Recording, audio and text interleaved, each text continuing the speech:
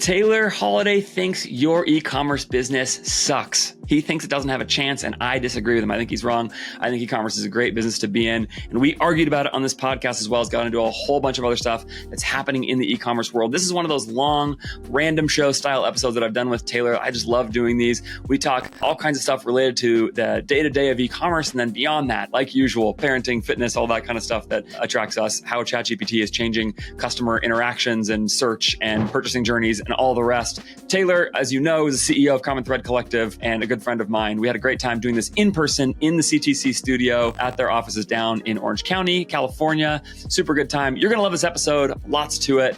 Let's get into it with me and Taylor Holiday. And let me be on your team here and tell you why your e-commerce business is good.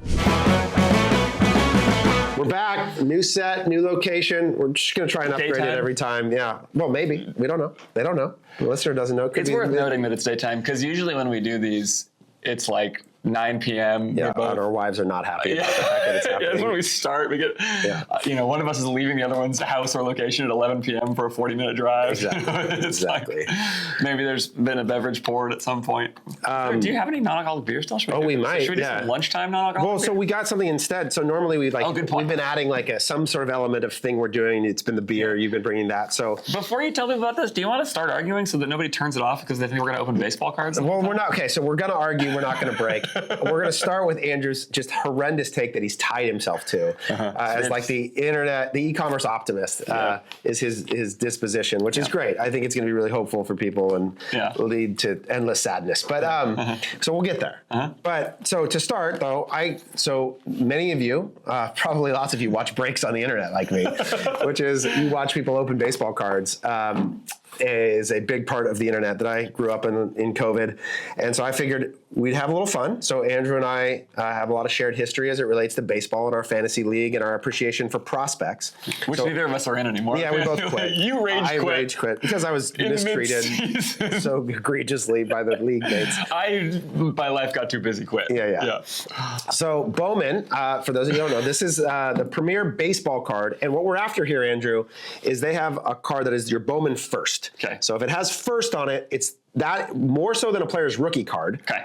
Is the most valuable baseball card you can find. Okay. So today we're after this set of prospects that includes your guy Zaire Hope over the Dodgers, Walker Jenkins, Charlie Condon, a number of other top 100 prospects, and we are hunting the three autographs in order per box. of the best ones? It's their number. So like these will be the card number, BP9, BP. Okay. All right, exactly. Okay. Bowman prospect. So Christian Campbell's in here. Like he's like already a good major leaguer. That's right. So some of these guys might already be up, and some of them, like James Wood, it'll be his rookie card, so it won't be his first. So we're not looking for James Wood first, but Charlie Condon will be his first. You'll see the distinction. And these are the first BP1. Okay. So we're going to open these as we go. We're not going to talk about it, but Andrew, I have to tell you that if you get one, what you're going to do is you're going to take this sleeve right here. You're going to put the card into the sleeve.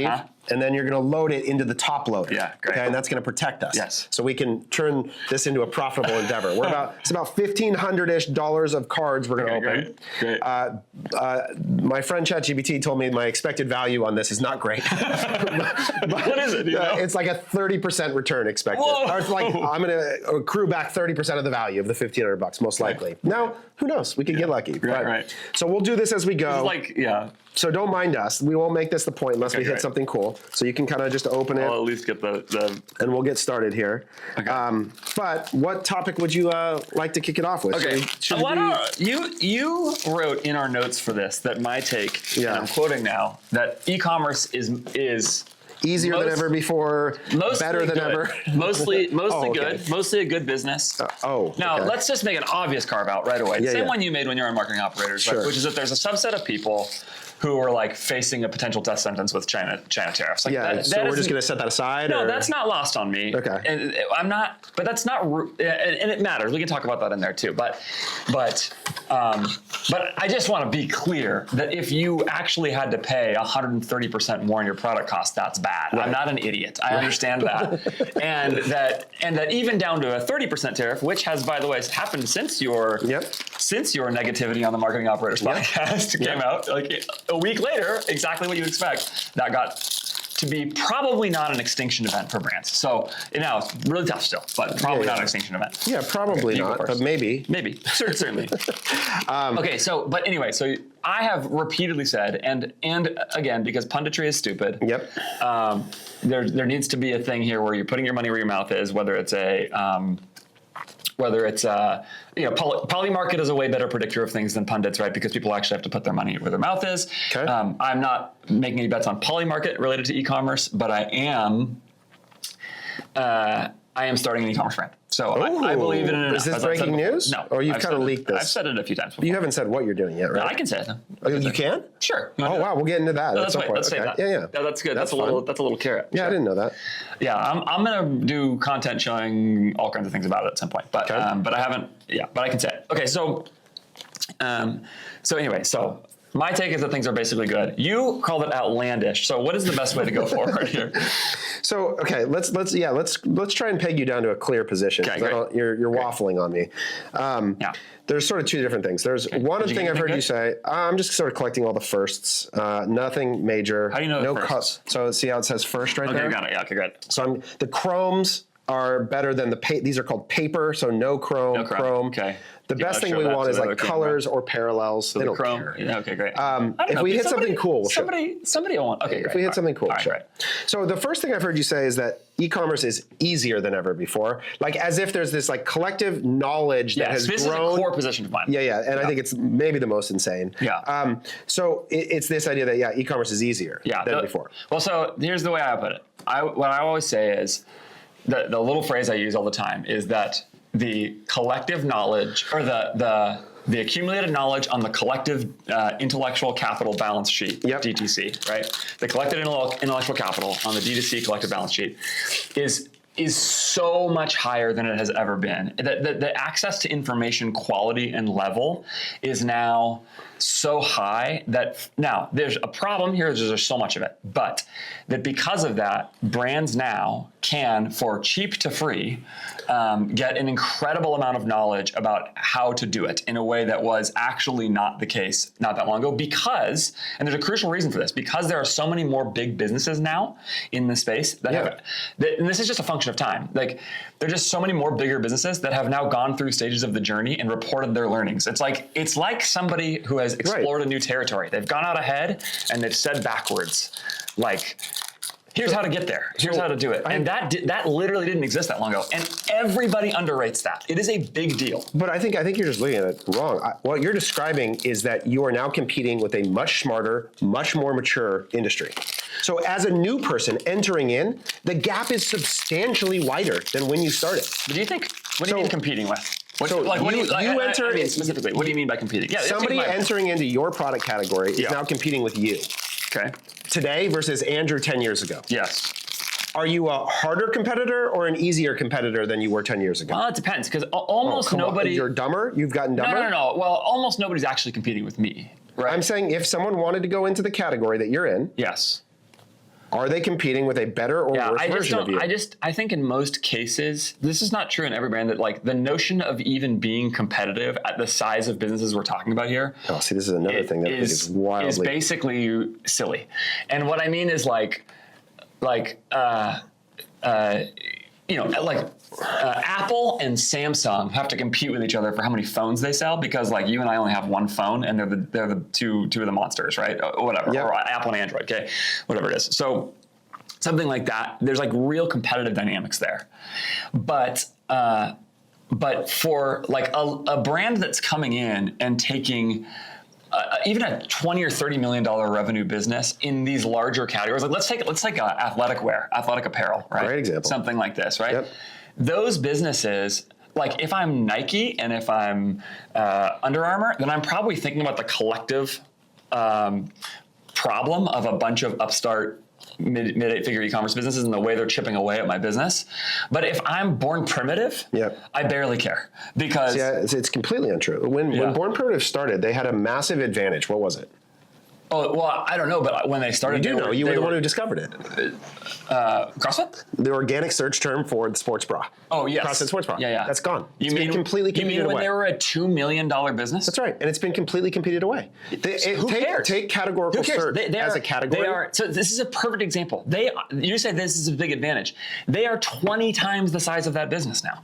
No, it was an advantage then that someone entering the category today could never get. Yeah. So that category. Okay, this is good. All these pieces of digital real estate. Like imagine trying to come in and be a silicone wedding ring right now. Yes. All these categories get competed down to nothing. Yes. Where the access point to profitability that was leveraged by people when the industry started is gone. Yes. And it's not, the idea that you're competing for total market in D2C is not what we're competing for. We're competing for very limited digital real estate. Very limited. Like the SERP results page for women's leggings is no longer a profitable arena for anyone. The search term. The search term. But women's leggings. The idea that categorical search has basically become uninteresting. It's a channel. Fine. It's a channel that is now far less profitable than it was 10 years ago. Same thing in many ways with Meta generally. I think that's just false. Meta is wildly more competitive and the ROAS expectation over time for a decade is decreased. The ROAS expectation? Yeah, the median ROAS of a brand on the platform doesn't go up over time. It goes down. It gets compressed. Yes, but that's because brands figure out how to, like they're spending into that based off of the rest of the economics of their business. That's not always the case. Most people run on lowest cost, like in reality. Yeah, but I know, but they're still spending, I mean, not in the sense of like being a manual bid, but they're spending in a way that is spending towards the growth level that they can achieve or that they want to achieve, and they're therefore whether they're doing it in a poor way with auto bidding, right, where they're like right. But if that volume was where that curve exists, like is different, and if the curve is lower than it was when we started, then you're able to get less volume at lower efficiency.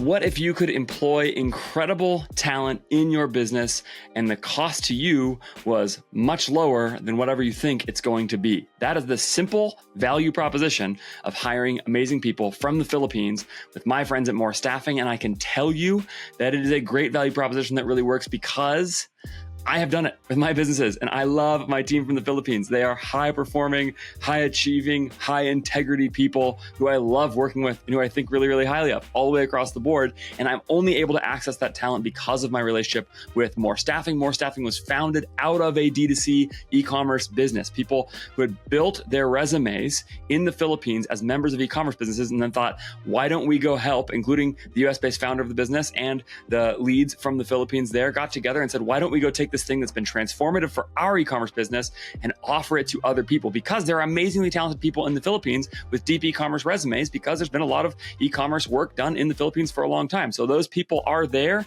they're available for you to access, and you just need to be able to get access to them. If you're thinking still about Filipino talent in your business as virtual assistant level talent, introductory level assistant type things, that is possible and that is useful as far as it goes for sure. But it is not thinking big enough about the opportunities for you. I know because I built my business with higher level performers across the business in design, marketing, video editing, media buying assistant type work, and also higher level people like people building a supply chain for the D2C business that I am starting right now on my own. I've seen amazing talent across all kinds of parts of the business at the manager, director level, even executive level talent.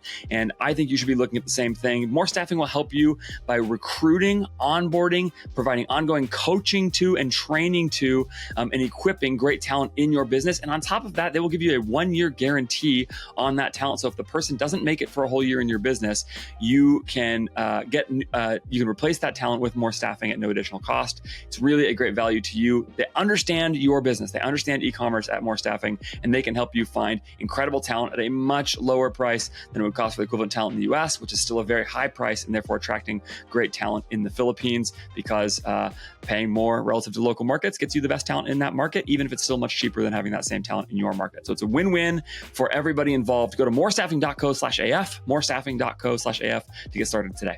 Okay, so here's like my fundamental question and response. You just said less volume at more efficiency. No, at less efficiency. Or excuse me, less efficiency. So here's my big question to all of the e-commerce is on fire people. Okay, again, put aside. It's not. So don't change the. Is it easier now than before? That's the question. Not is it on fire. Okay, so here's my question. Well, okay, so We're starting at one point. We'll move to is the state of the industry a disaster right now? But is the state of the industry a disaster is basically how everybody frames it. But I'm not me. I'm interrogating a specific point that I brought up in the beginning, which is it easier now than before? I might not disagree with your point here a little bit. So we should add another the first one and move to the second. Well, we should add another poll. So, but the question is, like, when I think about the idea of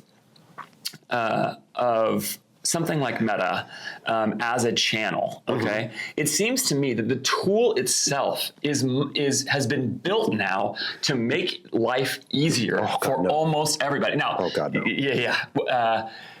yeah, you may have to know how to do it. And I actually think this is the thing that's the hardest part of this whole thing is actually, you brought this up on your marketing operators thing too, which I was just listening to on the way here, so it's fresh in my mind. But just, it sort of fits one of your classic positions that's definitely right, by the way. And it pains me to say that sometimes. But no, one of your positions that's definitely right, which is that like the attribution wars, all they do is complicate things. Yeah. They don't actually bring clarity at all. Right. The whole promise of attribution is it's clarity. All gotten more complicated and less clear. And the marketing operators guys are talking about this idea of like, oh, now you can optimize for North Beam attribution and Google Analytics. And what has happened? Cody Plofker's on there throwing his hands up saying, it just I don't know what to do. Well, exactly. I go back to when you and I started Meta, we didn't know anything about any of that, and we were more successful. That's not true. On running Facebook ads for Kalo silicone wedding rings, well, for our performance. But Kalo, that's not, well, yeah, okay. So my point is like the simplicity of the system was beautiful. It was the ability to set up, you're going to run for sales. Oh, okay, that's cool. I don't even remember what optimization setting. I think it was 28 day one. Yeah. Right? It was like the default. And we never thought about it. Yeah. We never debated which optimization setting to use or what attribution model to use. Just put the money in and went like, this is good. Yeah. Let's do more of that. Yeah. Now, maybe we think we underplayed it and would have made a better, smarter decision. Maybe, I don't know. But it was also at so much less scale than people are spending now. And Kalo was an extreme outlier for the time. So like, I mean, this is actually the point that I was going to make earlier. Why are there so many more bigger businesses now than there were before? I think there's just older businesses. That is part of it. But there are also more stories of people in the last few years, like getting to a much faster state than before. I don't know. I don't know how to validate that claim. So this is actually another point that nobody knows how to validate the counterclaim to mine, right? Which is like, so I will just like concede an unknown to, are there businesses growing faster today than ever before? I don't know for sure, but I think that the question is it easier to win in e-commerce today? What do you mean by win? Before? This is, I think, another important part of the question. So when I say I think it's the goal of business is enterprise value. I feel very clear that the goal of business is shareholder value creation. Okay, but how much? At how much do you win? Because this is another thing that I think I see very differently than most people. Because one of the things that I see in this conversation a lot is people with pretty big businesses putting up pretty big bottom lines talking about how hard it is. And I'm like, yeah, but like a few years ago, that wasn't possible. And yeah, your growth rate slowed down, but that's what happens when your business gets bigger. Like there's just like a thing where it's like, or people who, even like you guys have how many clients at CTC? 100. Right. And so it's just, I look at that and go like, well, you guys have now figured out how to win for 100 clients. I'm sure you're not winning for all of them. Yeah. I'm sure you're not winning for all of them. But I'm also sure you stand behind the quality of your service and that like brands that do your thing you say and all that, especially compared to when you had 100 businesses before a few years ago. Yeah. Right. And so like all of these people are saying it's so bad all the time, except that the businesses are getting bigger and they're generating a lot of profit. And yes, it is generating a lot of profit. The median EBITDA for an 8-figure business is about 6%. Okay, for an 8-figure business, the median EBITDA is 6%. What if they shrunk a little and took it to 10%? That they'd be worse off. They wouldn't even be able to grow because they would produce so little cash that they would not be able to invest in future growth. If they took more margin on a lower revenue. Yeah. Oh, because they're already at that revenue stage. You'd have to grow in excess of whatever the delta change is, right? So the net cash result, we'd have to actually do the math on what you're suggesting. But you're saying because they'd be pushing out their current inventory further, and then they would have to. We don't know the inventory on hand. Right. But the idea is that like in order to fund future growth, you have to have a cash value in excess of the inventory that you want to purchase, which is more inventory than you sold. But don't you have more cash if you take a higher profit? It depends on how much revenue you gave up in the process. Right? Over So 5% at a million is the same as 10% at $500,000, right? So like whatever the ratio change is going to determine the net cash result. And likely... But at a lower margin percentage-wise, then your COGS are going to take up a higher percentage of your cash. It depends on whether it's coming from COGS, marketing, OpEx. Yeah. Well, when I'm thinking, well, I mean, if you think about it as an inventory cost, though, it would be like, that, if that's the constraint that you're talking about. Well, it depends on what's causing the cash limitation. Why your EBITDA is so low? Is it because marketing's inefficient, or is it because your OpEx is too high, or because your inventory is too expensive? I think the string most people would pull would be to grow less, to take up basically a higher ROAS, right? Essentially, that's what, not always, but that's what people try to do. Yeah, and they hope that they can, but in reality, like, I don't know how true that is. I have business doing it right now. Doing what? Taking a lower spend at a higher AMER and a bunch more short-term CM, basically. Now, there's a question about whether or not that's going to hurt them in the long run for the growth of returning customers and all that stuff. But part of it is it's just the Taylor Holiday playbook, just like first profitability. If you've listened to any of my content lately, what I'm realizing is that in many ways, the fundamental truth is you can't cut your way to growth. At some point, you have to regenerate. What do you mean by growth? Growth to the shareholder, the enterprise value of the company. Yes. Because enterprise value is one of the things I think people miss is that acquirer of your company or somebody who's going to apply value, it's a discount to future earnings. Yes. Yeah. So the trend of those earnings matter. Yes. And if you've grown the bottom line by decreasing the top line, nobody looks out into the future and goes, this business is going to grow profit. You have to, you would have to do that as stage one, and then stage two. You have to verify stage two. Exactly. Yeah, stage two is that we can keep growing at a slower pace, but more profitable. That's right. And so that is the stage. I think that's a good way to describe what I experience right now, which is stage one was right size the economics of this business to viability. Yes. Stop burning cash. Yes. But the stage two is the actual problem to be solved, which is now, given this fact that you've right-sized this, can you grow profitably? Yeah. At all. I don't know if I can listen to you and do this game, by the way. It's really hard. You're just looking for colorful Chrome cards that say first of somebody that you might have heard of before. Okay, great. You know? That's it. That's the and when you find the autos. Has something signed. And then, when you find the autos. Okay, great. Okay. So because what I find right now is brands are stuck on stage two. Which is they have cut back, but now they can't grow. Yeah, and because when they go to market, what they find is that there never actually was viable growth here. Meaning the economics between the CAC, the gross margin, and what it takes to operate the business, turns out the category got too competitive, whatever it might happen. There's now, you can't actually go achieve the profitable acquisition at all. Like, it's just not there. Yeah. And so now what do you do? Yeah. Because you had deluded yourself into thinking there was a business here because you were willing to pay the market price to acquire customers, even though it wasn't profitable, and you were funding that in some mechanism. Yeah, right. And so then you're like, oh, I'll just cut back. But then what you realize is like, oh, there's not actually a clearing price where I make money. So brands let me understand. Brands try to cut back. Yep. But then when they cut back, the ROAS doesn't just like move in this perfect linear way where they lose too much volume. That's right. Or there's like literally they can't go get a 2.2 on Meta. So let's just, for simplicity, they set a manual bid 2.2. Yes. Manual bid's working completely perfectly tuned. It gives you 100% the output that you. And there's zero volume. And so they off of what? So they were at a 1.8 before. They were losing money. Like, let's just say that they were acquiring customers negatively. Yeah. How negatively? Volume. I don't know. Like first order negative, they were at a 180-day payback period and whatever. And so now they're like, I have to get to first order profitable. So let's come up with a theoretical situation. And let me this is something I'll give you a specific example without using a brand name. Well, okay. Go ahead. Okay.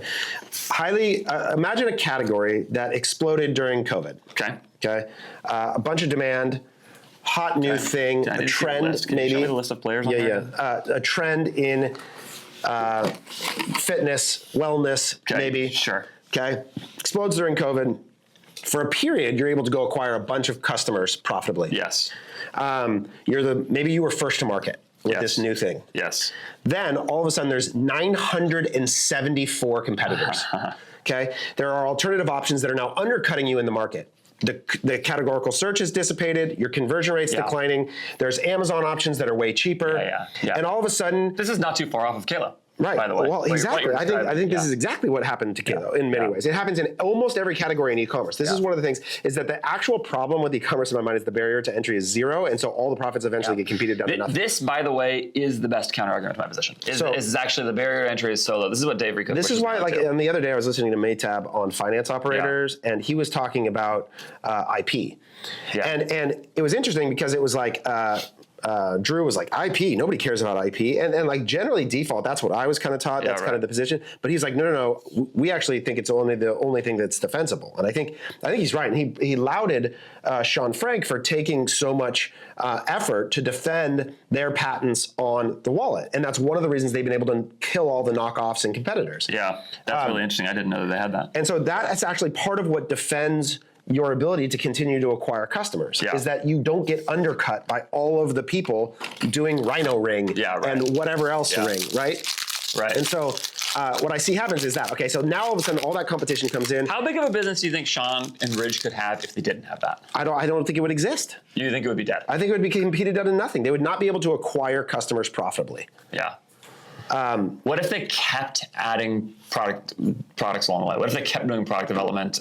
I think the question is, would they ever have been efficient enough to fund that kind of development? Right.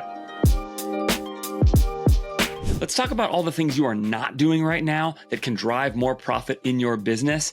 Things like testing the price of your products. Things like testing the free shipping threshold. Things like testing the actual shipping charge of how much you are charging customers for below the free shipping threshold. What about the site-wide discount offer you provide to new customers on your business?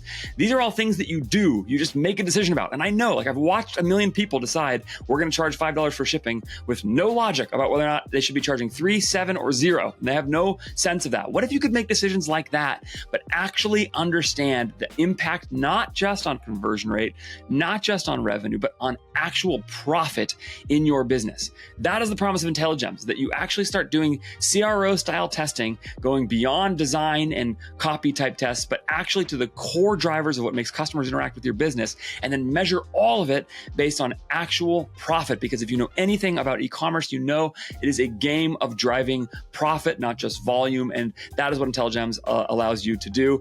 And they also allow you to do it fairly quickly and easily. You don't need a developer on your team to install INTELLIGEMS to get it going. It plugs really cleanly into Shopify. They'll hold your hand through a very short process of getting it going, and you can get going doing better CRO testing, better offer testing, even measuring SaaS tools. Some SaaS tools in your business, split testing. Like, is this actually doing the thing that people are saying? Is it actually adding profit, or is that just what a salesperson from the SaaS tool told me?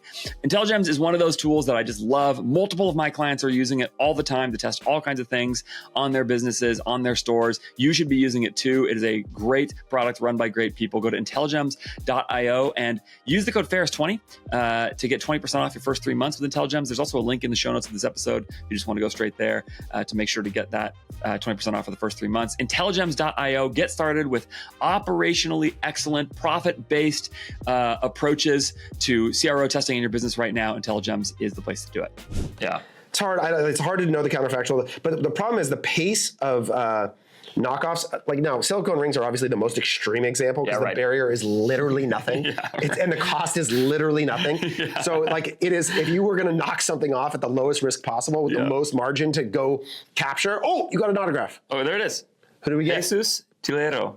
Dodgers prospect. I'm a big Dodgers fan. There you go. First auto. Let's see. I have absolutely no idea who he is. Which okay, out of 499. Chrome auto. Can't be a good sign. Can't be a good sign. If he's a Dodgers prospect, and if I don't know who he is, it's not. Let's do a quick read. I think probably. Let's look him up. Let's check out some numbers. I think it's probably not somebody we care about here. Jesus Finish your thought. This is going to be the worst episode we've ever done. This is a clever idea, but people are going to be so mad that you're finishing that thought. They're going to like it because they want to know about Jesus Tolero. He's 19 years old. He's the 27th ranked prospect in the organization. A 45 pass ball, but 60 ceiling. Okay, hold on to that. That's good. That could be good. Yeah. He pitched in the something league. He's 12.5 Ks per 9 in the DSL. He's walking 8 per 9 though. Got to go get that. That's a classic Dominican 19-year-old. Somebody get that guy the drive lines intended zones tracker. Exactly. Right. Okay, so going back to my example in the fitness category. Okay, so now all of a sudden that's degrade. Your OpEx got a little too bloated because maybe you hired thinking you were going to get all this growth. It starts stalling. You reset your OpEx and you go, okay, all right, now all of a sudden we need to go from a 1.8 ROAS where we were scaling to a 2.6. and all of a sudden you go to try and get a 2.6 and there's no volume. Yeah. And so you're like, oh, okay, we got to cut off X further. Yeah. And now we can get to a 2.5 and there's like a little bit of volume. Yeah. And all of a sudden at that level, it's like the business would have to be a quarter of the size. Yeah. I mean, so in that business, it sounds like a business that has basically won, like there's very little LTV on it. Yes. Right. So, yeah, I mean, I think a business with bad fundamentals that was sort of like took off during a trend and had very little LTV is not a good business. So this is how it all ends up in supplements and beauty. Like outside because of the environment. Well, the question is the fundamentals, like how many products actually possess good fundamentals? And it's like basically none. Yeah, I think part of the thing that I consider in all of this is that you ought to have, and this is like you ought to have a position about what is the upside of your business that's rooted in reality, and that means understanding some basic things about that make e-commerce work as a business model. Yes. And now one of the things I'll say is, to the point about the intellectual capital and the shared balance sheet, is that we have never been clearer about that. People were not very clear about that not that long ago. But are we do we know?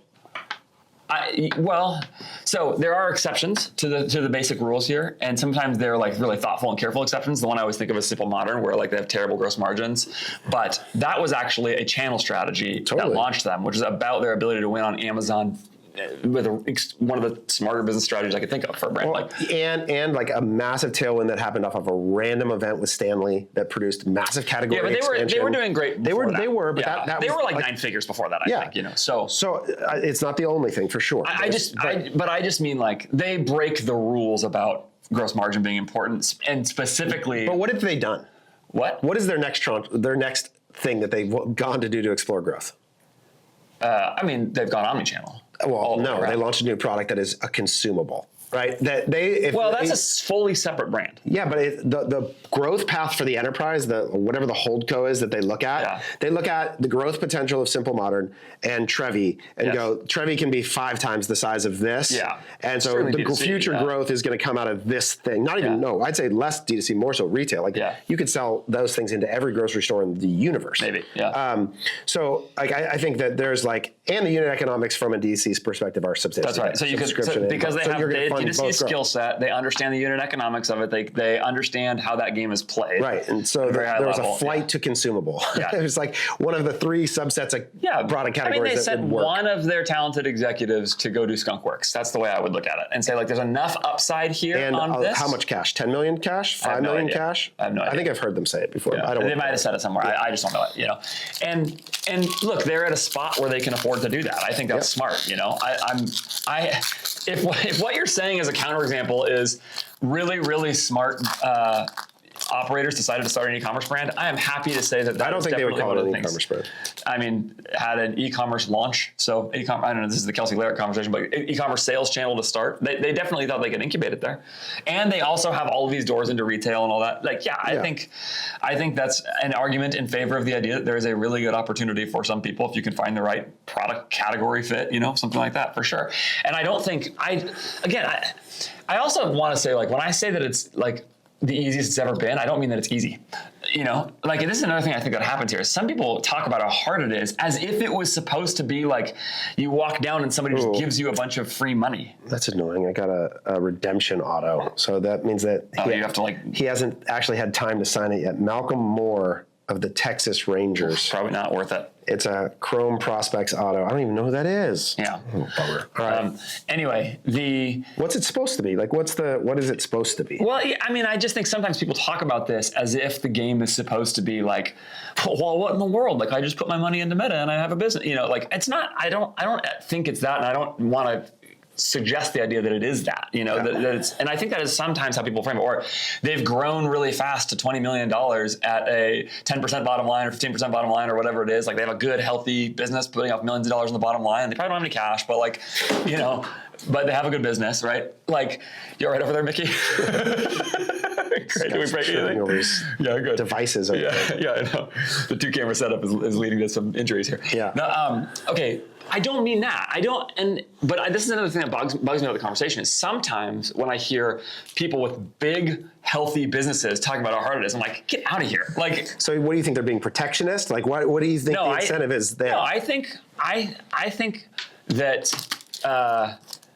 Don't you think it's sort of like, have you ever seen the interview of Jackson Wong from NVIDIA being asked, like, we talked about this last time, I think. Yeah. And he said, I wish you were suffering. Yeah. No. Where he's asked, like, if you could go back and give yourself advice when you're starting, he goes, yeah, don't do it. That would have been the advice. Yeah. So it sort of feels like that to me, which is that like the reward relative to the journey excuse me, is not paying off in the way that I wanted, or there may have been a different path. I just think that though, for those brands, also part of it is that just success is never enough. And I just think for some people, there's such an endless desire for growth. Now, this may have perfectly reasonable business aspirations. I cast no aspersions on somebody having ambition to grow a big business or something like that, right? Like, it's just that what I ask sometimes is what is actually underneath motivating that, and at what point have you been successful enough to say this is a good business and it's going well? But that's different than is it easy?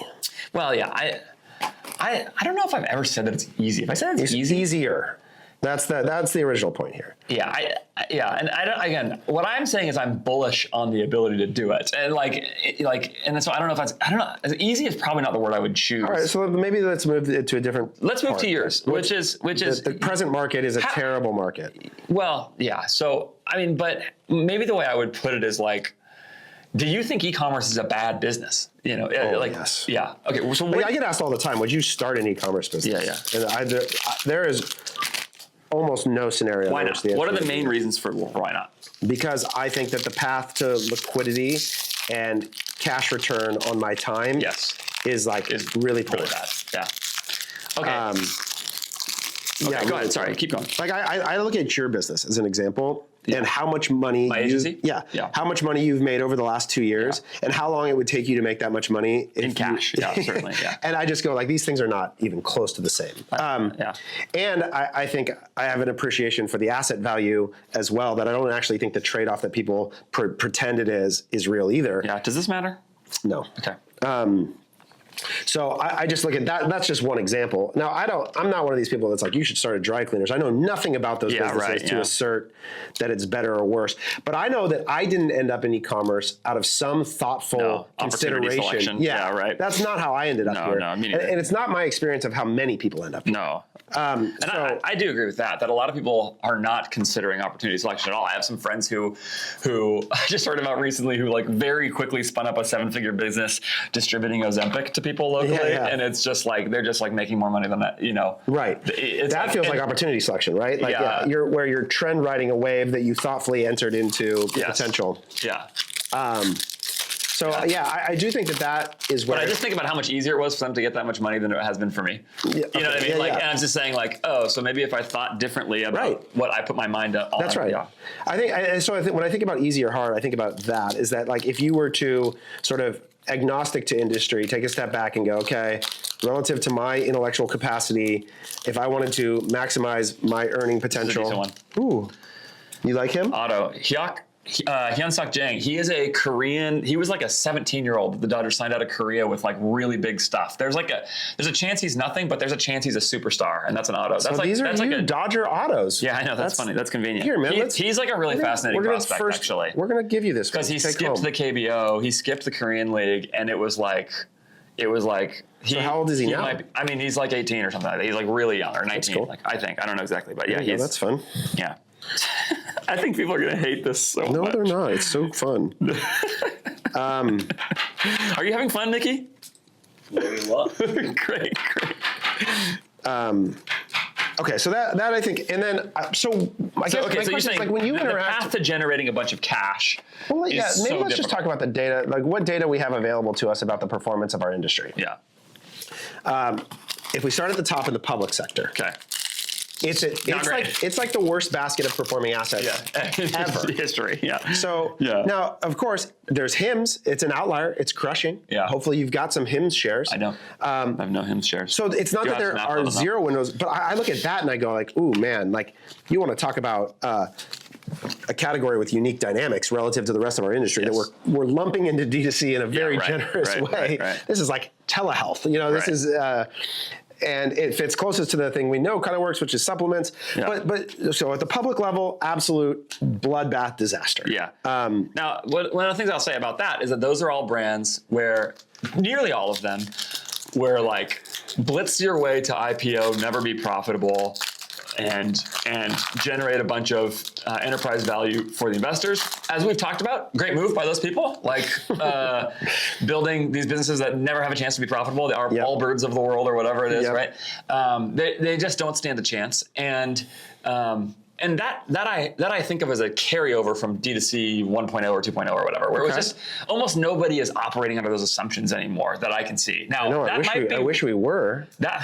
Maybe so. Then it would be easier. Yes, but that maybe. I mean, not very many brands won there, right? Like there was how many of them that actually? Well, how many of them have IPO'd since? Yeah, like none. Okay. Yeah. The value proposition of RICHPANEL is incredibly clear, which is that they will save you at least 30%. They actually guarantee that if you are switching to RICHPANEL from Gorgias or from Zendesk. And at the same time, they will reduce your customer service tickets, usually by at least 30%. And they also expect generally that customer satisfaction with your customer service goes up in the process. So that means saving money, reducing tickets, and having happier customers all at the same time. Like, that's the whole ballgame in customer service help desk software. That is what the SaaS tool should be doing. And if you're using a different tool, you're not getting those things. Like, what are you even doing? This is the way you interact with your customers. I've long believed that great customer service is one of the ways to create great experiences for e-commerce. I've watched over and over again as customers have responded to e-commerce brands who take this seriously and go, wow, something went wrong. I understand things go wrong sometimes, but this actually turned into an incredible experience for me because your customer service team handled it so well. That's the promise of RICHPANEL. They're going to use AI to help you make things fast and easy for your customers, and at the same time, drastically reduce costs for you. And I don't know what else the promise of AI could be besides that, especially in this area of the business. At the same time, RICHPANEL has a built-in social media comment moderator that will handle social media comment interactions for you at scale. It's one of the things I've seen customer service teams struggle with and paid media teams struggle with for forever. There just has never been a good solution to going and interacting with people who are interacting on your Facebook ads and Instagram ads. All the dashboards stink. They're all full of friction and messy, and it's impossible to stay up on all the conversations that are happening. But RICHPANEL's AI solution to this can actually do it for you, and they had trained it to make sure that it was right over 99% of the time. That is, that it gave a good response over 99% of the time. They don't release AI automated products at RICHPANEL until they've cleared that 99% accuracy threshold. That is the way they think about it, because they want to resist the urge to overpromise what AI can do and instead use it effectively while at the same time using it in ways that are smart and not just going to produce a bunch of AI slop with your customers and with your brand. I really love the way they think about the integration of AI. They are an AI first platform. It's part of why they've been so good at it. They were built from the beginning with AI first. You should check out RICHPANEL right now. So go to richpanel.com, get on a call, tell them I sent you, richpanel.com, and just see if it can actually save you money in your customer service software. Again, they guarantee 30% if you're coming from Zendesk or Gorgias. It's really awesome. They also, by the way, promise a 2-week transition. They know you're busy. They're going to hold your hand to make it fast and easy so that it's not this long, drawn out process of switching customer service software. Richpanel.com, go check it out today. So yeah, there was some ability for some brands to do that at the time. Good for them. They did well. Now, when I talked to Fan definitely suggests... Right, so now we're going to move down market. Well, no, he suggests to me there's still a lot of brands operating under those assumptions. That's another good pushback on my position, which is like, that knowledge has not disseminated as far as I think of it. Like, I am in particular circles, I talk with my clients and with you, and that's it. You know, and so like, I don't even really listen to any D2C podcasts normally, so like, I don't really know what everybody else is thinking out there. So anyway, keep going. Sorry. Okay. So at the biggest level, disaster. If we go down, is he a thing? Who is it? Josue Briseño. I think he's a thing. Sounds like a thing. Yeah, I think it's good. So you go down to the next level and you go, all right, well, let's do the 8 and 9 figure crowd. Well, the only data that I have in real aggregate is what Final Loop has pulled across 500 8-figure stores. Yeah. Okay, that's a lot. Yeah. Yeah, and so you look at that. So first of all, it's a lot more 8-figure stores than there used to be. Yeah, sure. Again, that's just time. Like there'll be more in 10 years. Yeah, partly, and there's also a lot more customers buying online.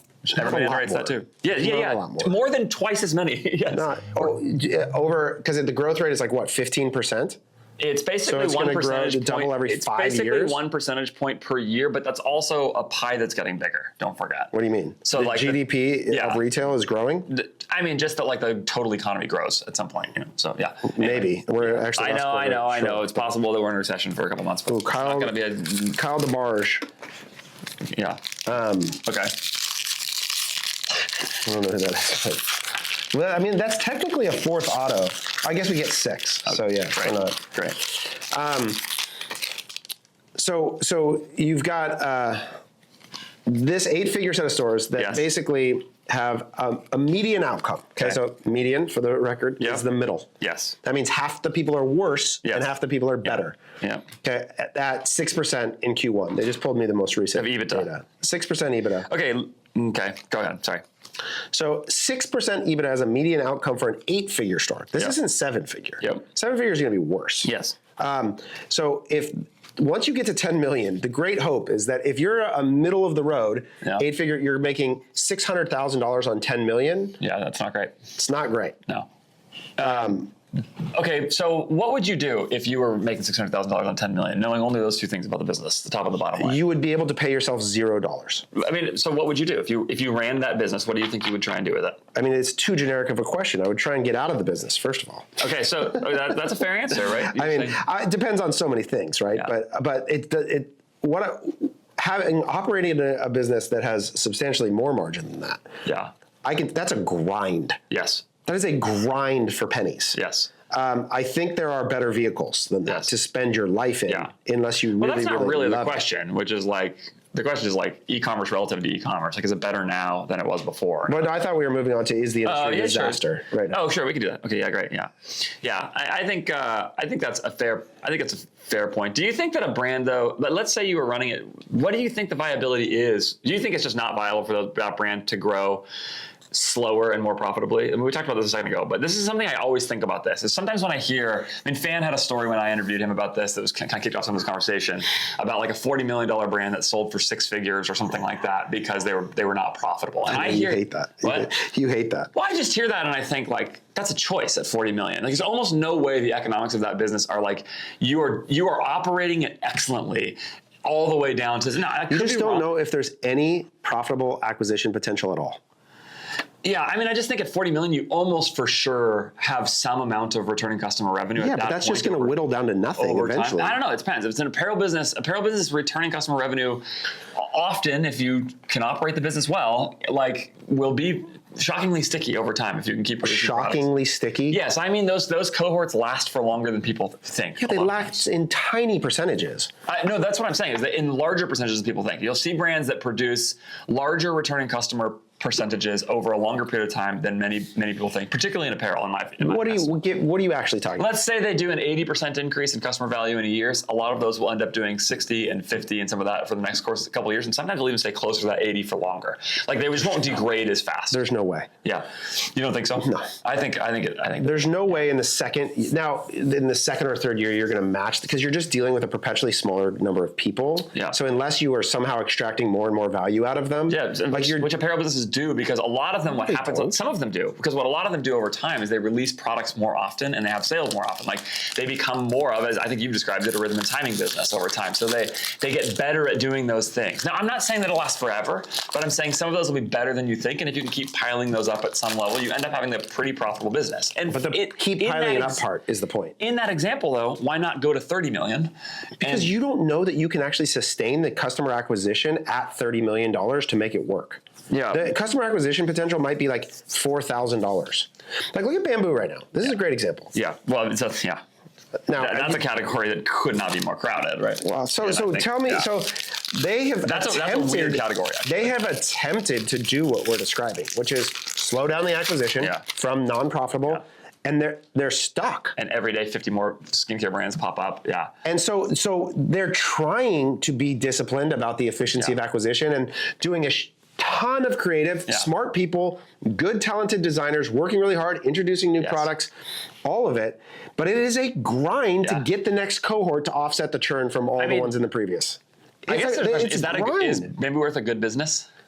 I don't know. But based on the present, and maybe we should bleep this out. I don't know if we should do this, but The numbers would say no. Okay. Well, what do you mean by nobody's making money? Yeah. How about that?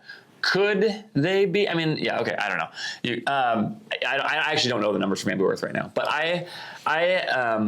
yeah, okay. All right. We've kicked this around enough. I just think that like that there are my summary statement is, I think it's very possible to build a pretty good $20 million business in e-commerce right now. And that's not satisfying to a lot of people. And that's, I think, the difference between my position and a lot of people. So let's just play it out. $20 million, what kind of EBITDA? You want to give it 15%? You think you could double the median? 10 to 20, depending on how you run it. 20 would be a really, really big, if you're running it super profitably. Let's call it 15%. Yeah. Okay, so 15% on 20 million is like $3 million bucks. Yeah. Okay, so assuming you have some carrying cost of the inventory, some level of debt, some partnership, how much free cash flow do you think you could spit off in a $3 million EBITDA business? I don't know. 20% of it? Yeah. Sure. That seems fair. You may be able to do a little bit better than that. But if you're growing, if assuming that you're taking it and not trying to grow that fast along the way, you're getting there and not trying to, So 600. You didn't go 0 to 5 to 10 to 20. Like 600 grand pre-tax. Yeah. Okay, assuming you have no partners, if you own 100% of the business, is a post-tax earning of 300 grand. Yeah. You make more than that running a tiny service agency. Yeah. That's insane. Yeah. You take home more in a service business that is, how many people now? 4, 5? Yeah, 3 in the three. You have 3 people that's not doing $20 million in revenue. No. And your take-home cash is going to be better than this theoretical $20 million business running at 15% margin, which is a 75th percentile outcome. Yeah, I mean that's crazy. Yeah, but the enterprise value of that business is way higher than mine. Is it? Yes, for sure. What is it? For sure. Who is buying? Give me the outcomes of those. $3 million EBITDA. Yeah, I mean, I think you're selling that for 5x EBITDA. Seems reasonable to me. Who's buying? Give me an example of that transaction. Bill D'Alessandro just happened. They were bigger than that. I don't know. They're definitely bigger than that, but it's within the range of that transaction. Now, I think this is another question that I think is fair, which is like, what is the M&A market actually like right now for e-commerce businesses? Right, and there's so much, and that's also changing all the time. I think that feels like more than we can explore here. But like, I think that's another possible reason that people would say that's right. Not a good business. But yeah. So the other thing I thought that was interesting that Maytab said is that basically, like when he underwrites an investment into Ecom, he does not consider the liquidation event at all in the calculus of value. Because basically the market doesn't exist. Right, and like any assumption that you're going to go out and realize this great transaction. That I think is another mistake people make. Exactly. So he looks at it in its capacity to do 2 things. One is like to distribute cash along the way. And then 2 is like, can he get out in secondary? Is there a path to a second round where he could take secondary off of the next investment? Basically, the greater fool theory is what that sounds like to me. So like, ooh, that's a cool one. Johnny Level. Don't know who that is, but never that's a Sparkle out of 299 auto. Great. Never heard of him, he says. He just dismisses the poor guy. Eduardo Quintero first, maybe he's a dude. This might be a dude. I don't remember. Dodger guy. So I don't know. I think about like that to me when I look at those different businesses and I go like, and I think what you just did is what a lot of people do, which is they go, oh, the asset value. Oh, the asset value. The asset value. The asset value. It's not nothing at $3 million. And I mean, it's only as real as your ability to realize it. The cash, yeah. And so like I think about that with Kalo, right? Like it's the TED saying this is worth $100 million or $1 billion. And you just go like, okay, that's only true in the event that there is a pathway to you realizing that value, and there wasn't. Yeah. In fact, you misread the competitive dynamics so bad that like the present value of the cash you were being offered was so astronomically in your favor that you missed it. Yeah, right. Right. Yeah. Yeah. So tell me about the business you're launching, the e-commerce brand that you're getting ready to launch. I mean, part of it is, part of the thing I'm thinking about with it is that I should have brought the sample. I almost brought you some. Can you smell me right now? Yeah, it's nice. Little? Yeah. Just little. Let's see, when did I put it on? 8 o'clock? Part of the deal here is I'm not expecting this to be a monster business. So that should just be set up front. You're doing it for fun. I'm partly interested in doing it. It also creates potentially good content. I think it can generate some revenue because marketing for your agency. So e-commerce has marketing for your agency, and also like there's potentially the ability to I mean, this is another thing you didn't say in all the talk about the e-commerce brand we just discussed that has $3 million in the bottom line is like the salary you can pay yourself as part of that and some of those things. Probably nothing. You have to keep OpEx at like 4% to get to that even. Well, so I'm going to come back to this later. This is a point that I think doesn't fit with your theory. But anyway, okay, so it's a solid cologne business. Okay, and it's a solid cologne business today. Okay. It doesn't necessarily mean that's what it would be forever. He doesn't mean solid as in good. He means literally. The product is literally, instead of a spray cologne, it is like, for lack of a better word, it's a goop. Yep. You know, and so it's there's a couple brands out there who make these kinds of products now. They're probably, so far as I can tell, the one that's selling the most of it is probably Fulton and Rourke, and so they sell solid cologne. Although I think their main product is spray cologne. Cologne's a $2.2 billion business in the US. I think it's a fairly bad e-commerce business in some ways, particularly because shipping glass bottles of liquid is heavy and difficult. But it's really high margin, famously high margin, solid cologne, or cologne in general. Solid cologne creates a potential opportunity to solve some of those shipping dynamics. And then there's also, I think, some things around clean ingredients that could really make a difference. So it would be all clean ingredients. The business is called Resolute.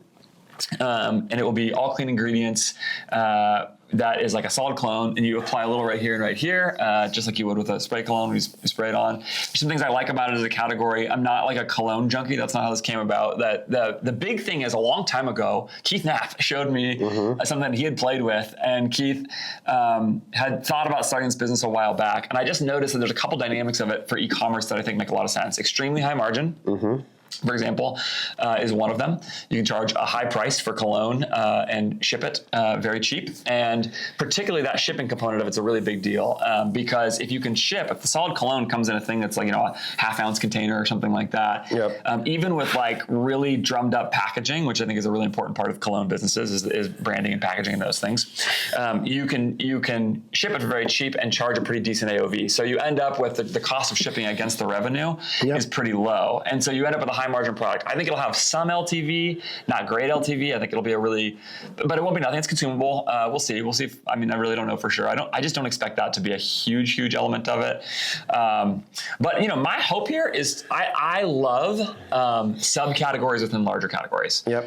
So silicone wedding ring is the example of this that I think of all the time, right? Wedding rings are a really large business in the US. Silicone wedding ring is a way to come into that category with something that's distinct and at the same, and kind of draft off of it and maybe make a play to make a bigger business. If everything goes really right, the like 90th percentile outcome here, 95th percentile outcome is that you're able to actually move towards like a few things that are happening culturally around a mix of things, some ideas around masculinity that are happening in culture, as well as some ideas around clean ingredients that I think have pervaded women's products, but haven't made it all the way to men's products in the same way.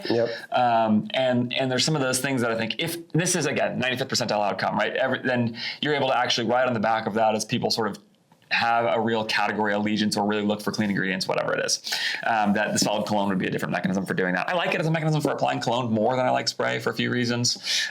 You talked about one time your spray bottle spilling all over your dock toothbrush. Your breath probably smelled awesome afterwards. It was gross. And I'm going to die, you told me, from using it. Well, I'm not going to make any claim like that here on a recorded piece of content, but it's very likely. They have 100 ads running. That's like. That's a real business. They're clear. No, that's a good business. I know. I've seen them, but I think a lot of it is not solid cologne. I think a lot of spray cologne. And this is why I say solid cologne today. It's what we're going to launch with. I'm not like married to the idea that we'll never launch a spray cologne. We're not like, we'll so you'll be back killing me. You're going to be in on that.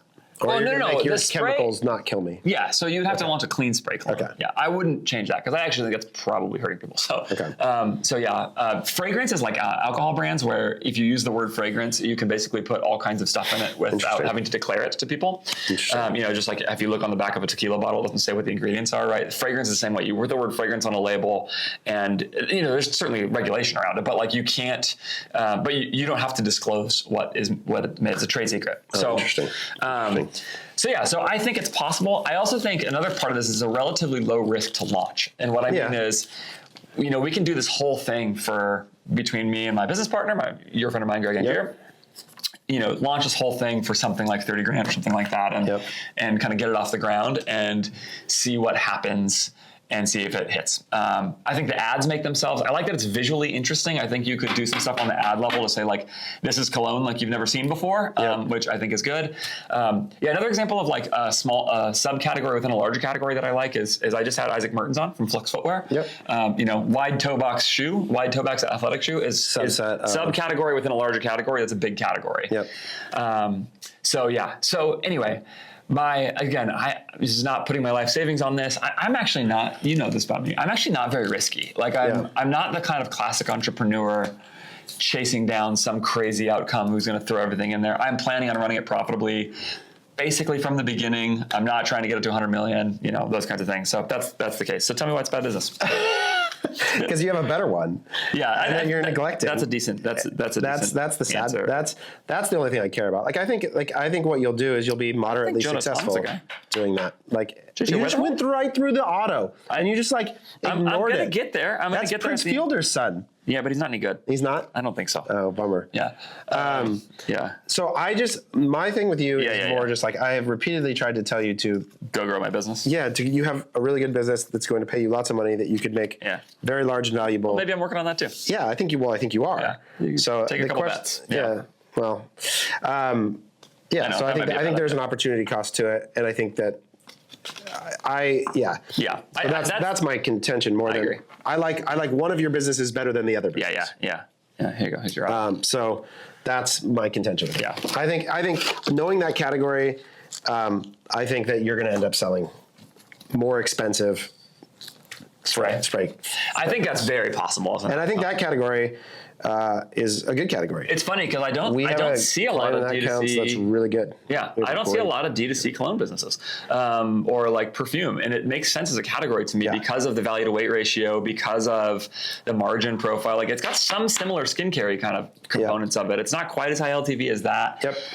So there's some things I like about it that are there that I think could be really interesting. And I think what I'm going to find out here is do my ads hit right away? And if they do, then they're there. A big part of this is the ability to just have a very high margin product. We're going to be able to launch with probably landed margin. If we get more than 70, I'll be really happy. Just because when you're ordering at lower MOQs, it's really hard to launch with there. But I've already got sheets from manufacturers, both at the level of packaging, which is twice the cost of the product, right? Packaging and product. I've got sheets that are hey, look, if you can get this from a 1,000 piece order to a 3,000 piece order, we're going to shave $1.50 off every one. You know what I mean? It's you reduce cost very fast there. And if we can, obviously really hard to negotiate up front, but if we can launch with 70 points of landed margin, then you just don't have to live at that high of a ROAS on Meta to make some money. And that's a big part of it. And then of course, core to this to me also is a lot of what I think about the place of OpEx right now in the world. I risk planning on hiring the entire team in the Philippines, where I've very good contacts. I think this is a real advantage of mine, and in terms of that. And you're playing an OpEx game that is not real, which is you are a very expensive employee that you're not paying. That's true. You and Greg both. That's definitely true. So this is another thing that people look at the OpEx and I go, yeah, if you were paying yourself $30,000 a month, the OpEx would look very different. Yeah. That's true. I think that's definitely true. And I think that's an advantage I uniquely have in this case. So, what do you mean? It just means that you're not paying yourself through the business. It's not real. Well, we'll see. We'll see if I can. You would have to get an add back to EBITDA for anybody acquiring that business for you. Yes, if we get it to many millions of dollars and sell it, and we have to add back the EBITDA, I won't be too upset about that. I don't think. Yeah. I'm just saying the lean OpEx I thing, think that's when right. you're a very expensive person, is not real. Well, there is no OpEx that's lean less than $1 million in revenue, right? That's the thing. It is still an entrepreneur thing. You know, it's not going to look good at $1 million. No. It's not going to. No. It's just, I understand that. So that's why you like to talk about this slow growth thing, though. Yeah. But for you in particular, based on your costs as an individual, you can't grow slow. Because you will be way too much of the OpEx for too long. Yeah, that's possible. Just think about how just your earning value alone at $5 million, okay, still represents a percentage of the EBITDA that's higher than you would want the entire OpEx to be. It depends on how much time I'm putting into it too, and that's another question, I think. Yeah, but it's still you can't hand the business to somebody and be like, the applied value here is 50% of somebody's time. I think that's that's reasonable that I will end up being expensive. And so maybe it has to get to a certain level of revenue for it to make any sense. Which I think is why you have to think about like the input on return that you're after is like you as a high expensive thing being plugged into something has to generate value. Yeah. In excess of its cost. And your cost is high. Yeah. It should be. Yeah. So I think that's the piece where it's like, if you don't think you could get that to 10 million in 24 months. Yeah, I think that's definitely possible.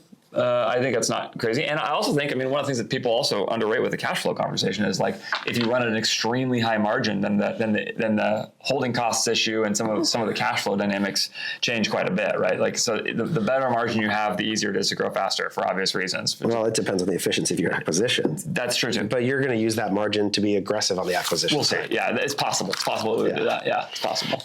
Justinson Garcia, do you know him? Sure don't. Is he good? He is a masher for the Red Sox, See, but look, he has you one know of these guys. He has one of the greatest nicknames in baseball history. What is it? So his name is Josh Dinkson. So it's JHOSTYNXON. Yep. JHOSTYNX. His nickname is the Password. Oh, that's clever. Pretty good nickname, right? That's good. That's good insight right there. Yeah. All right, let's jump to a non-e-commerce topic. Okay, great. Let's do it. Let's give the people really what they came for. Yeah. Our takes on children's schooling. Okay. Should we do this now or do we do it at the end? I don't care. Do you want to ask me anything else about my business? Should you want to interrogate it anymore? Just forget the OpEx thing for a second. Do you think it's a bad idea? Do you think it's it's not going to work? I just think it's a side quest fun thing that you like doing. I do like doing that. But imagine I was going all in on it. Forget that.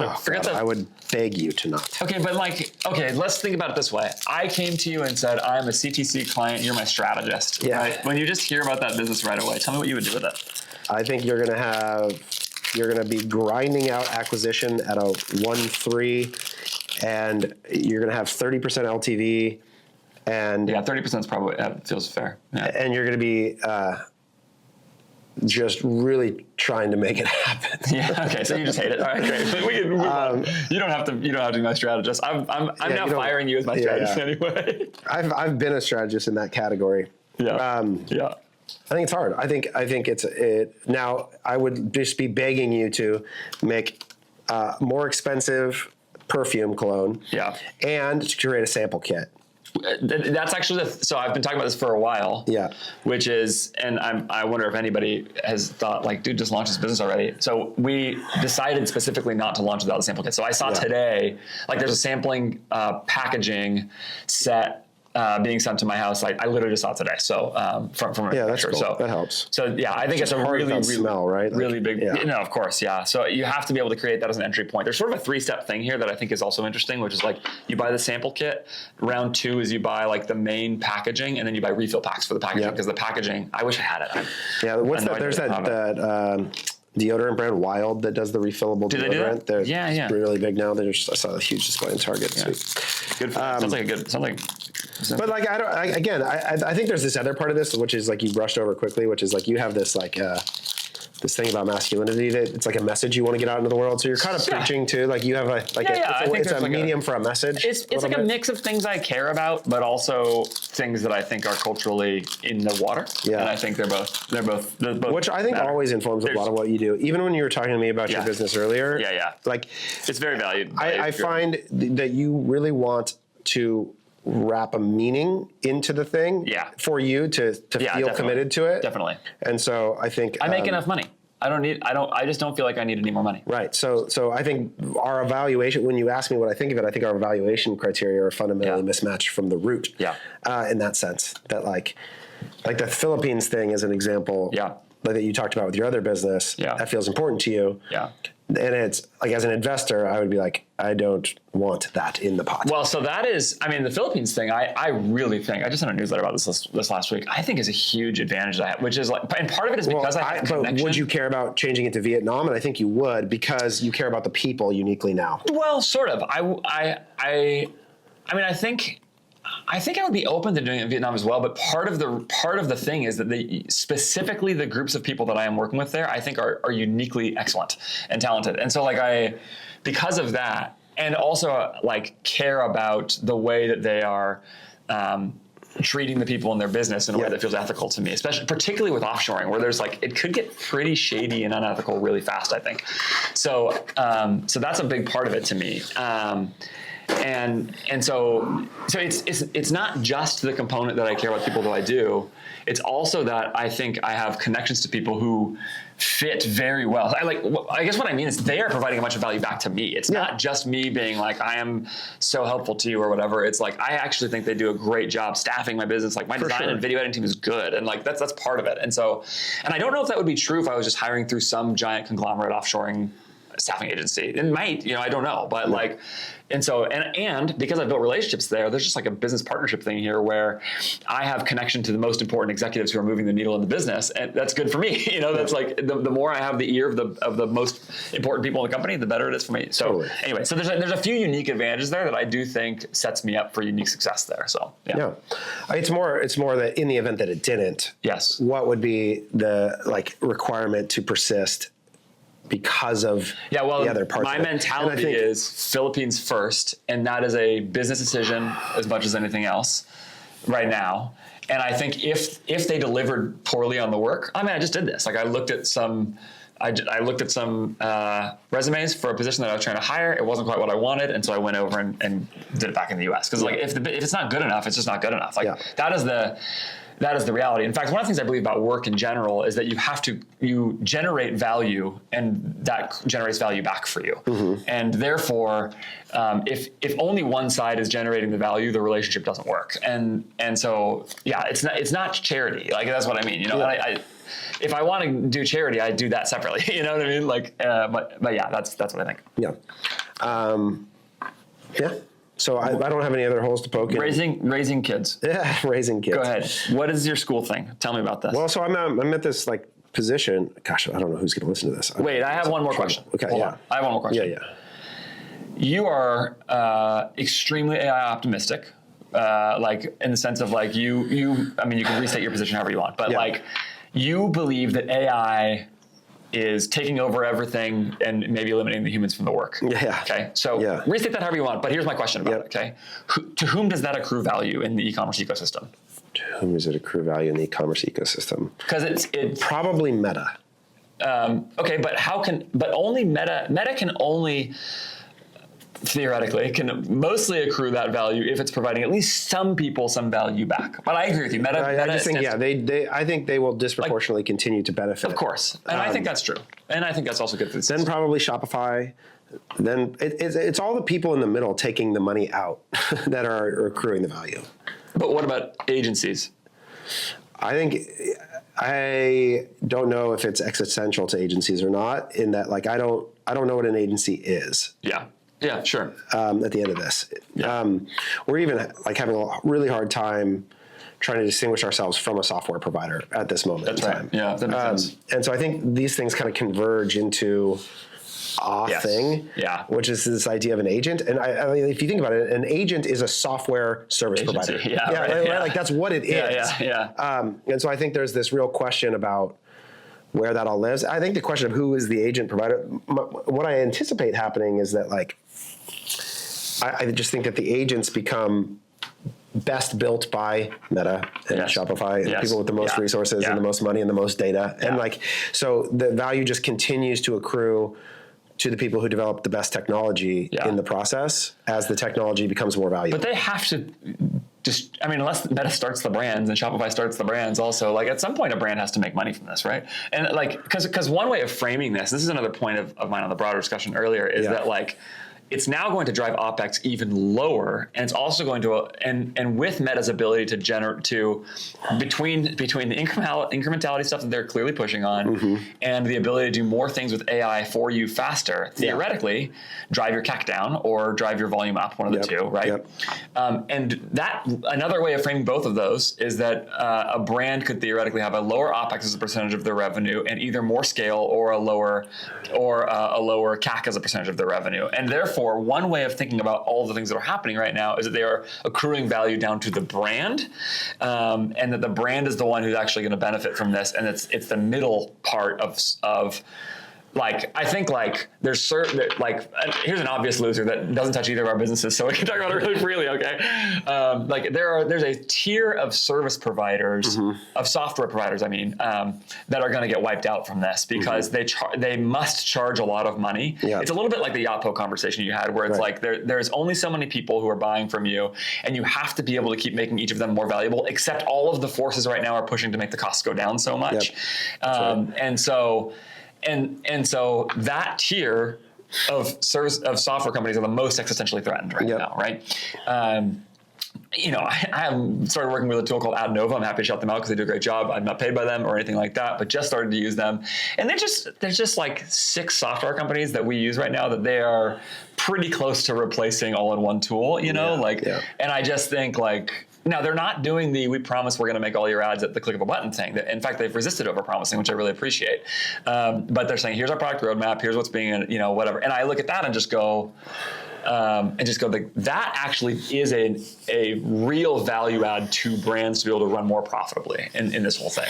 And I think it's very hard to be very AI forward or to be AI optimistic or whatever it is, and sort of meta optimistic on their ability to leverage those tools and not think that accrues some value to brands. Well, what do you mean? It's happened I think over the last 5 years, Meta has accrued more value while brands have accrued less. Yeah. So I actually think what happens is that Meta... Is that true? Have brands actually accrued less value over that time? Do you know? If you took the market value of the D2C industry versus the market value of Meta, which stock are you buying? Yeah, right. You just judged on the level of, okay. Yeah. So, I think that what happens is that Meta has so many, it's like they're like a giant index fund of advertisers. And this is one of the things that what happens interestingly in Meta is that when people talk about our industry going back and it affecting Meta's earnings, it actually has almost no effect, because you have to think about every advertiser in the world uses Meta. So in reality, the Meta ad revenue is an index of the entire world. Yes. Yeah. And so when one industry bad, one good. Yeah. When travel and hospitality shut down,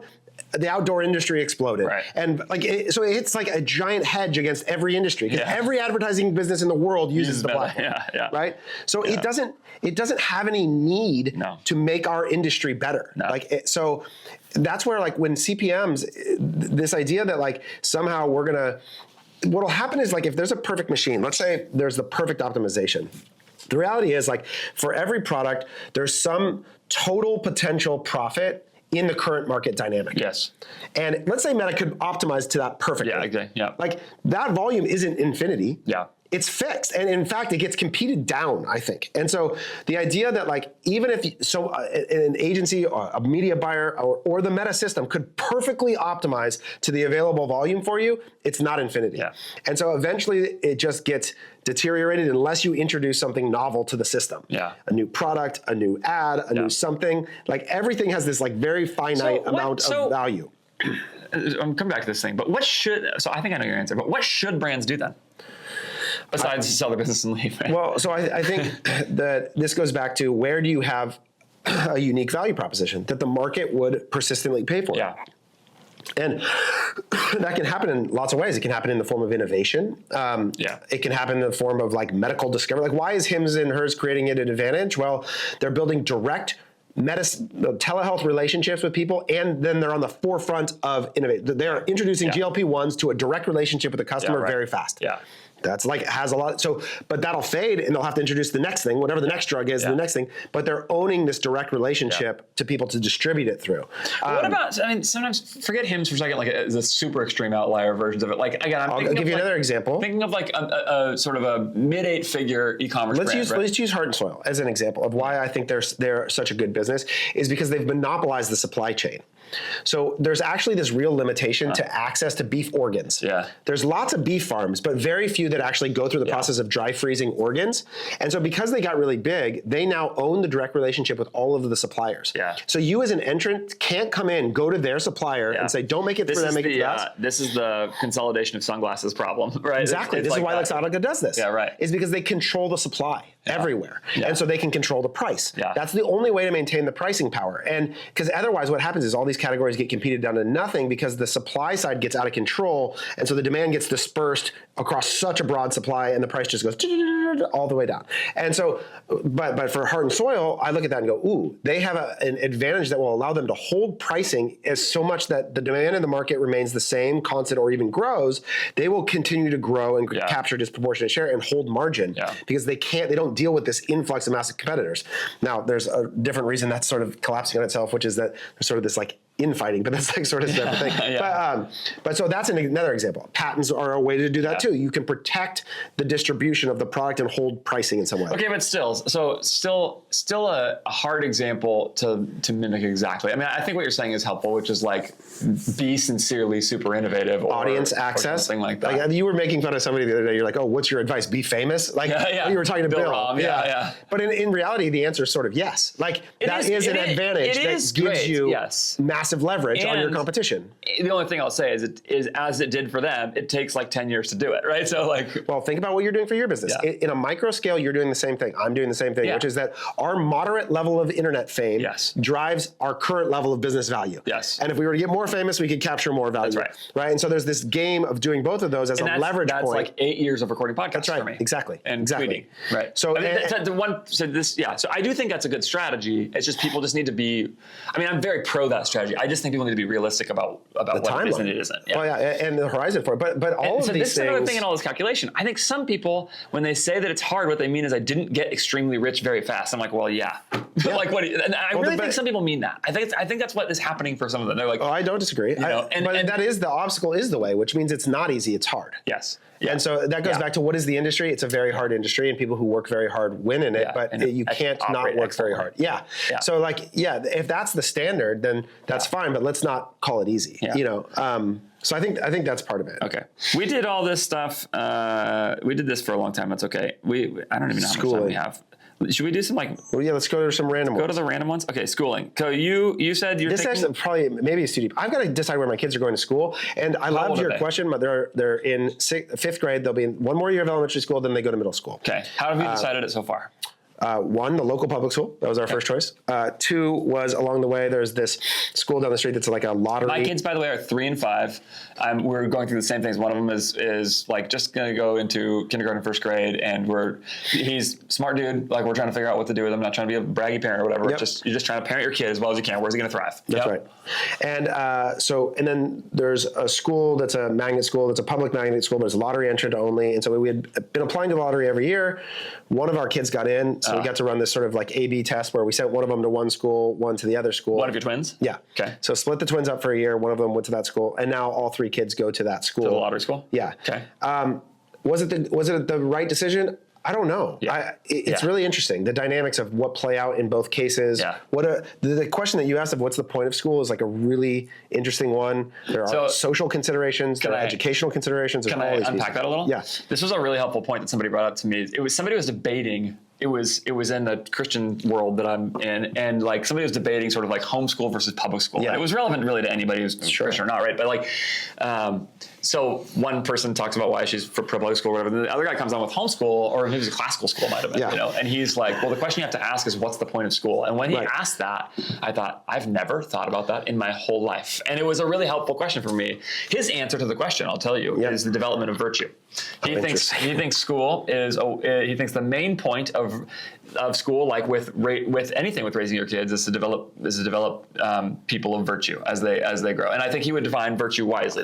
Widely. It wouldn't just be like being nice. He would mean it in terms of like pursuing excellence in various pursuits and like your impact on the world and various. It would way beyond just like again like a sort of general kind. Although I think the development of your character would be part of that too. That was his answer. Yeah. Hey, you like this episode? That's why you are listening to it or watching it, which means you will like more of my episodes. So stop what you're doing, subscribe to the channel that you are watching or listening to it on, so that you don't miss out. I've got Bill D'Alessandro coming soon, talking about the sale of Natural Dog Co. He's going to walk through a serious great win for D2C brands, e-commerce brands. I've got Bear Hanlon talking about Born Primitive's turn from going from like break even to like deep profit at mid 8 figures.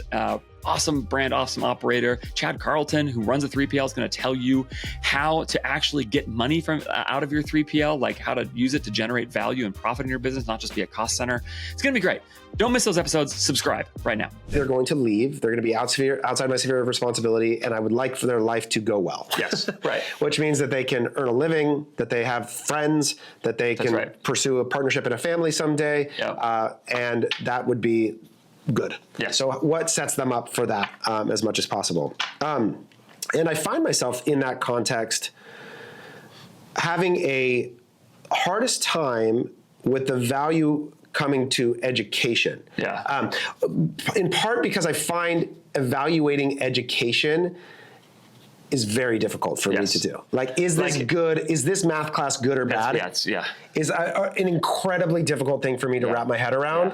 And it's so standardized in many cases that the distinction between, then I get into like sort of evaluating teachers, and it's like, well, I have so little access to that question. It becomes this thing of like, how was your experience with Mrs. X? You know, and you're dealing with this like very limited anecdotal sample size of a kid that's not your kid, that learned in some way.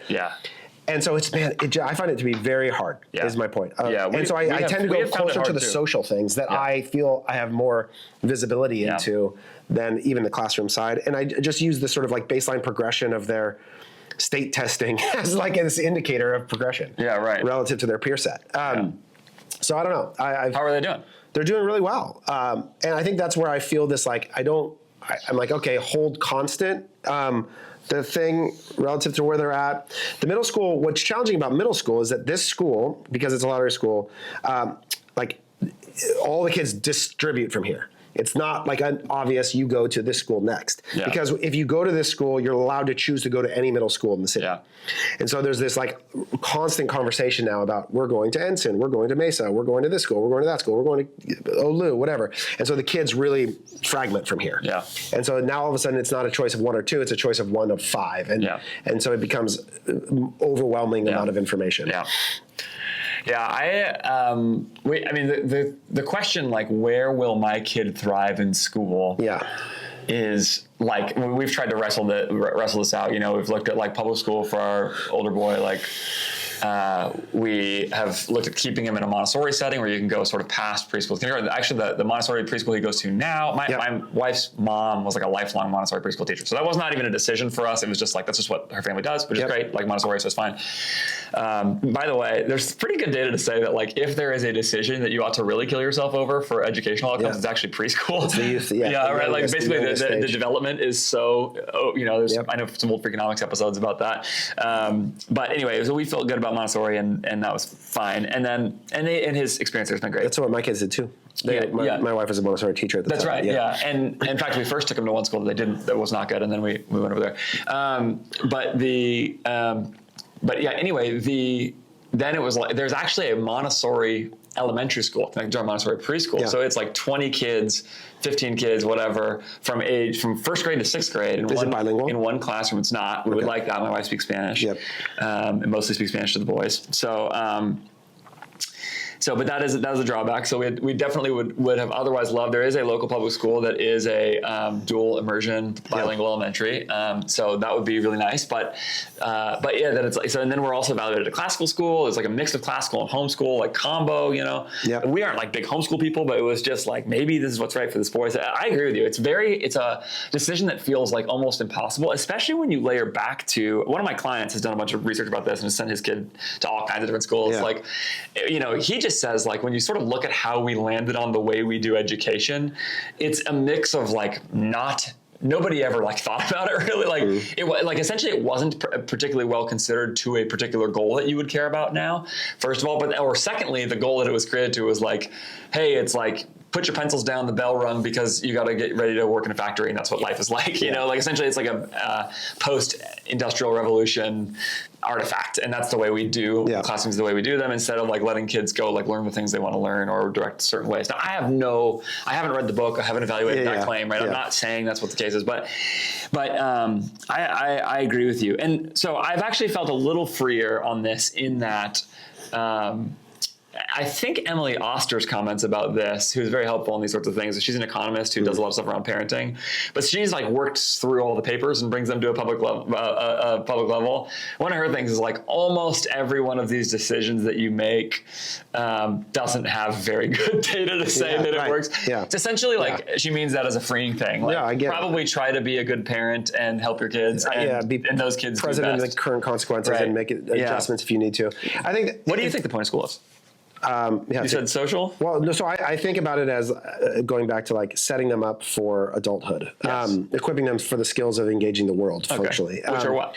So I think about hard work. Yeah. I think about the ability to develop friendships as having a massive huge impact, network effect on your life. Doing this it creates a floor to your life that I think is job opportunities. And people might not know we became friends in 7th grade. That's right. Yeah. And so much of my life is like that. Yeah. So I think that's a huge piece of it. So hard work, and then I think you want like problem solving. So like hard intellectual problem solving. You want to be faced with those kinds of challenges and work through them. I heard Mark Zuckerberg actually give a really great interview about his math experience. That like when he went to Harvard, what did he learn really well? And he said that what he liked about the challenge of this math teacher that he gave him was that he gave him this like wildly insane hard problem, and that like he had to cram for hours and hours to work through it and get to it. But getting to the other side of that was a realization that, I can take on a challenge and get through it. And he's like, I don't even remember what the math was. I don't know how to do it. But the lesson I thought was like, if I need to, I can solve a problem. Like that's a really empowering feeling. Yes, that's right. And so I think that's a really important one. Not get addicted to drugs. I think you want to avoid massive social consequence.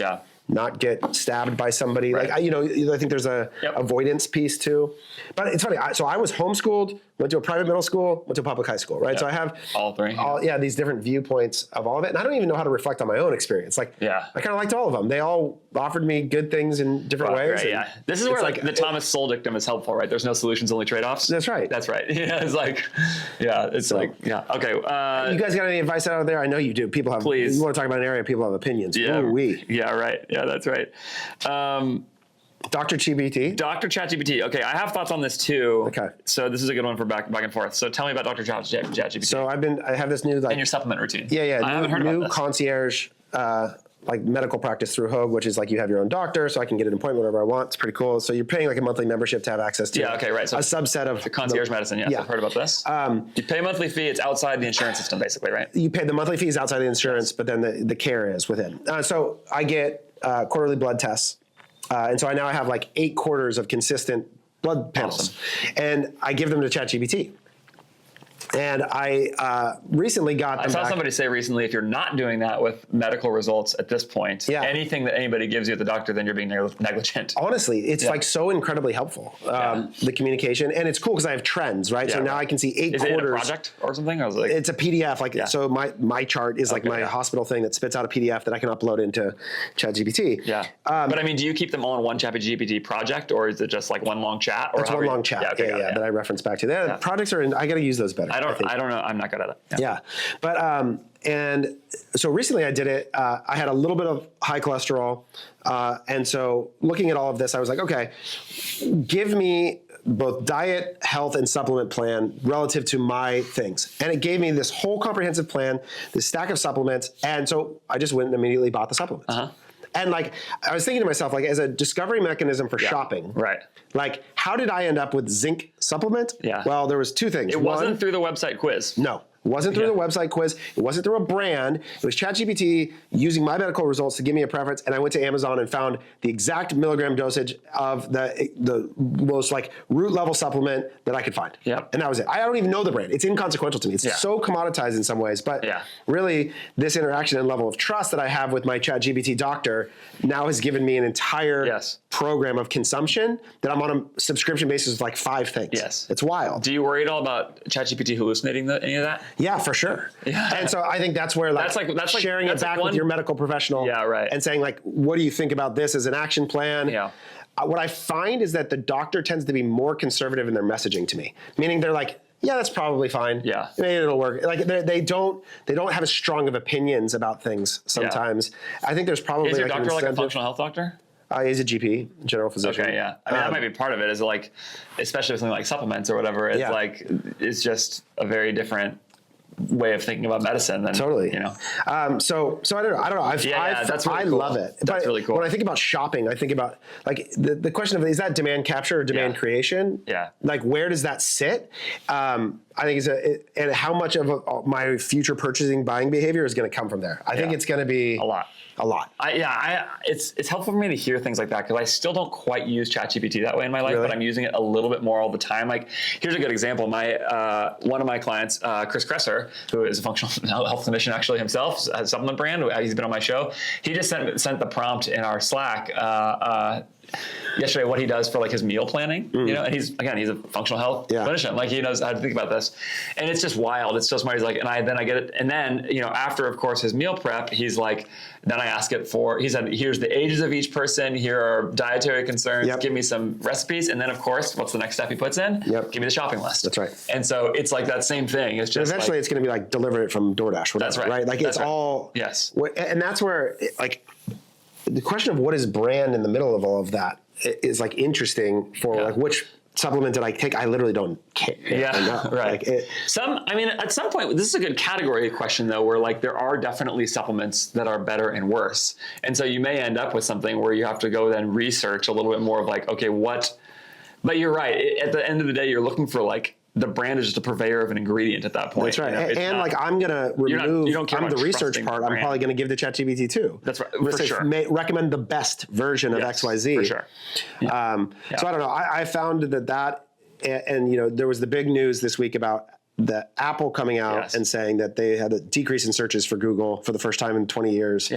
Google stock dropped 9%. And so there's this like really interesting, we're starting to hear more conversation of ChatGPT SEO. So it's so funny. Like when you thought about Google, this is probably how all disruption happens. The idea was like, is Bing going to be able to take away a little bit of market share? Just like a directly competitive search engine, but it's not a directly competitive search engine. It's a step in the way people interact with the world that's meaningfully different. That's what actually happens. So my thing about this that's similar, it's related more to the health side. It's something I've been thinking about. So I just have not spent very aggressively on my health. Like I mean, in some ways I have, like some home gym stuff and like eat clean and in that respect, you know, relatively clean, like all those things. And I think, I have a Whoop, you know, I immediately bought the new one immediately. But in other ways I don't. And what I mean is like, there's some stuff you can do, like Function Health is obviously a popular one of these now. Function bought Ezra, so you could do cancer scans like really fast. I'm a little behind on a couple things I need to do, but I've started to just think, and I'm just curious if you think about this way in your life and your family. Like, I sort of started to think about my role in my family as a single point of failure problem, where like if something goes wrong with me, I'm actually the only earner in my family. Like my wife is home with the boys right now. That probably won't be forever, but my kids are young and you know, and probably just like my wife is highly justice oriented, worked in an inner city school for a long time. She's probably not going to go do a super high paying job. You know? So I've thought like, am I being an idiot if I don't start thinking about that single point of failure problem more around a lot of sort of things? So for example, should I be going to buy the sleep pod, 8 Sleep, whatever, because like sleep is so powerful? Should I be doing the things you're doing, the quarterly blood test, all of that stuff? Should I go like the Ezra scan, function health, basically do the whole thing and then go to the next level, which is like buy a car that has self-driving capability, because self-driving is drastically safer than not. And so like every day when I drove 35 miles to get here today. Were you being negligent? And then of course there's another step, which is like, also my wife is a single point of failure. And also like, I don't want my boys to die, you know? So like forget I think this is why what you're describing. LeBron is the example I was thinking of, where like LeBron is putting millions of dollars a year into his body because it has a clear benefit to the rest of his output in the world, right? And that's actually true for all of us. Exactly. It's like, you don't have to be LeBron for that to I think this is why the category that I think is most interesting in consumer is health. Like I think that we're going to see, like if you were to break down like what you just described, like a percentage of your budget that goes to healthcare right now, we think of that as insurance. Yes. And like, but I actually think we're going to see like an astronomical increase in the amount of our money that goes in, because the potential solutions are exploding. Like, and so like the Ezra things or the what you call the concierge medicine. Like these are novel in a way that all of a sudden, Whoop, like there's all this immersion. Whoop, do you see the new one? It'll tell you your blood pressure at a given time and do something with your heart. Like it'll tell you if you're an AFib. That's right. That's crazy. Like, so you think about these things as self-driving is another great example where it's just like, this is a health decision in a lot of ways. Like, and so I think that's a category that's just going to keep expanding for sure. I think there's a question for me. Like sometimes I think, like, is this just like, is there any point at which it just becomes almost like selfish? Like it's just like, it's so much, or it becomes obsessive. And the sort of like, you know, the people talk about this problem of like optimizing anything in your life. Like you just become this super ultra optimizer all the time and it becomes over the top. Like, and I think that's the one question is it becomes so endless, but I've started to think about it more like, is this actually a thing? Should I be taking a nootropic every day? Right. Because like my mind is how we make money. I've thought about like, like all of the, you know, and I don't know what the payoff is, but so you think about it the same way? I do. And I think this category is going to explode. So if I'm very interested in it. I find it to be super compelling, interesting. Okay, 2 super fast ones, and then we should be done. Okay, I'm gonna just this is fitting to this. I love my desk treadmill. My walking pad. I did it, and here's what I'll say about it. So I'm now like I've figured out that I walk basically the same pace as I take little walks around my neighborhood. Like I'll take calls on walks and stuff like that all the time. So I walk about a 20-minute mile pace, 3 miles an hour. And when I first started doing this, I was walking too slow. It was annoying me. I've gone to the point where I'm comfortable looking like a maniac on a call. Zoom call? Oh, boy. Depending on who the client is and how well I know him. I've seen Sean Frank posting about rucking on it. You know, that's so funny. I literally keep going. So here's the thing. When I first started doing it, first of all, I work from home, so I don't have to worry about annoying people or anything. Okay, but when I first started doing it, I couldn't type and walk at the same time. It was like annoying, you know, like I couldn't figure it out. And so I kind of stopped using it for a little bit. Plus you have to kind of roll it out and back for under your desk, the way my desk set up, whatever. But now I've gotten to a point where I'm so, it's a GoRuck ad that I made in ChatGPT. It's a guy on a treadmill with a GoRuck on. So Sean, if that's you, I made this ad about you in ChatGPT. That's so funny. Is it working? Has it gone? We're in the middle of a contest right now we're all trying to make AI ads for our clients this week. And so I'm playing and that was mine. So I just submitted it. It's not live yet. So anyway, it took me some getting used to, but now I'm at a point where I use it a ton. I love it. And crucially, I think it really helps my work. I think I just focus better. I'm less distracted. If I'm watching a Loom video that somebody has sent me about something, if I'm something like that, like I'm able to do it while just kind of moving a little bit. I'm probably, I don't know, ADHD or something like that. So anyway, I don't know. Have you ever gone down that road? Well, so I thought about this because I actually, and by the way, calorie output, like so that's the biggest thing. I know you said to me. So I hate, caloric restriction is just really not fun for me. I don't feel good fasting in the morning. I'd prefer to have breakfast if I could. But when I sit at work, it's really hard for me to get above 2,100 calories burned in a day. My average is easily over 3,000. Really? Yeah. See it's definitely worth exploring just because it's so miserable for me to be in caloric restriction at an extreme level like that and not eat breakfast. I get anxious. So I would prefer to be able to have a light breakfast and get my calorie burn up to 2,600 or 2,700. So I think it's probably worth it to add that. I'd be curious to see. You're such a maniac also that I wonder if it would help you. So you got another fast one? Let's see. Well, so fun. So you brought up AI, ChatGPT disappointment. How are you? Are you guys making ads in ChatGPT yet? How's your image? We are making some ChatGPT ads. We're starting to look into some other things that maybe even do it better. But I would say we haven't had any. Oh, actually, that's false. I have a client who's very good at AI stuff and is kind of a developer and has built a machine that is smashing by just putting in prompts to develop. Getting to image outputs entirety that you're putting into the app. He's prompting for the image creation and then text overlays over the images. And the text usually is created in ChatGPT as well. And 2.5x. Now he had this sounds like the wrong credit. The thing is, he launched a new product that he was able to basically get a super low MOQ he could test on the product side very fast and very cheap. Go from idea to product launch in like a week. Like it's just like that kind of thing. And then spun up 50 ads like this, and the product hit, and he can get more of it really fast. And so that, like, combining it with the operational efficiency he's built has made it an invaluable tool, because he can create so many ads so fast. Now, and what he did, we spent an hour on a call last week. He's like, here's the keys to the magic box. So he basically overlaid ChatGPT's thing with his ability to sort of make use of it. So he's not just going into ChatGPT and like making an image. He's like, he's built it into his other stuff, and it's like, oh my gosh, we're gonna go make so many ads. Interesting. So I think that this is a public service announcement, is that I think that the number one thing that I experience when trying to do this is that brands have to relinquish the minute obsession with the details that the consumer will never notice. Because I agree with this. The trade-off here is so disproportionate in terms of speed, cost of production, relative to those details, that if you get hung up there and it prevents you from using this system, you are going to get run over by somebody. And so I think arguing about the shovel in your gold mine. That's right. It's just like to not put an ad live that you made for free because you're like, oh, the straps don't look exactly right.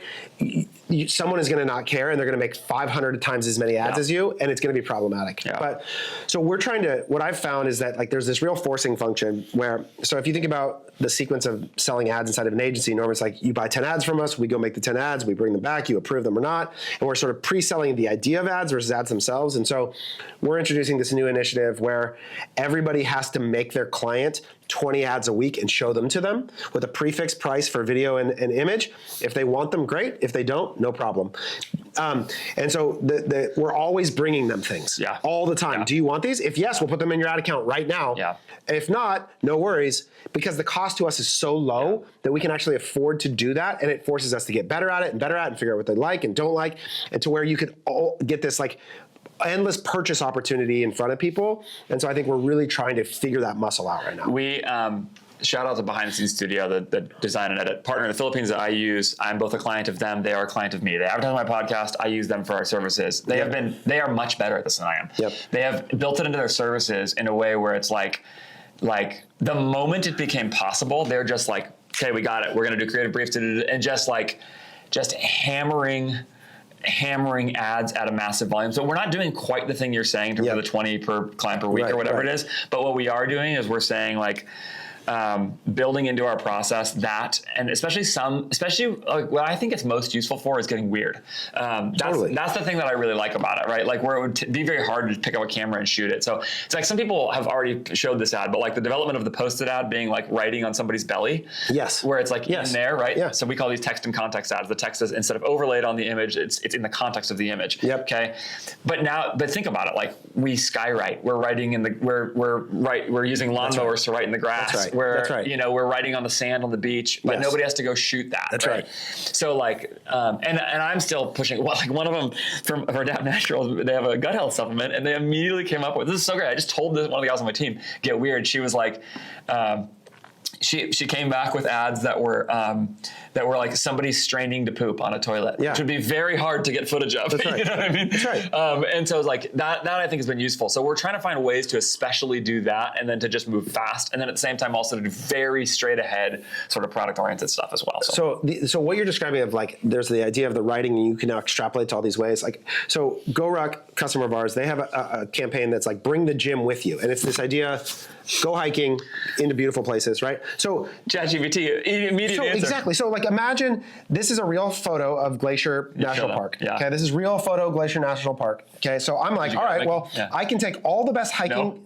Well, what's on? Oh, sorry. Show it again.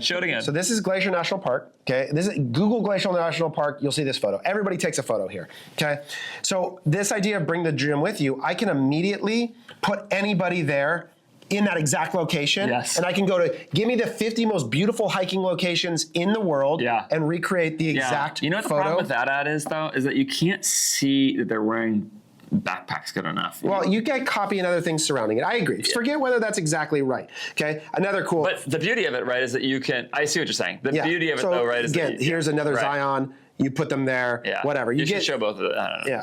So Zion National Park, there's the idea, right? And then You get to, boom, bring the gym with you, same exact location. Yeah. Okay? Or the other thing that they do. No way that was fast enough. Yeah, you whatever. It doesn't matter. People get the idea. I'll give you the actual image to show. Yeah, that's a good idea. The other thing that their other tagline is, don't walk, ruck. Yeah. Okay. So don't walk. Okay. Yes. Walk. Right.